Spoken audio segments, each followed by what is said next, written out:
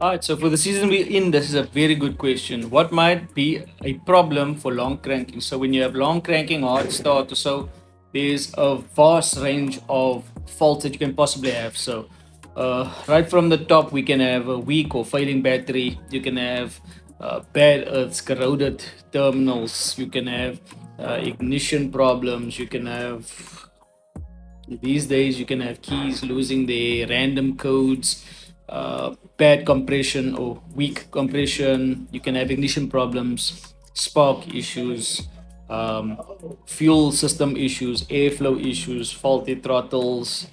Uh, there's a number of things: faulty fuel pump, crank sensors, cam sensors, timing that is out, low oil pressure. There is a lot of things to consider when it comes to this as technology has developed. So from the old school, it was pretty basic, but with this newer cars, hey, you're in for a you're in for a good one. So yeah, that's just off the top of my head.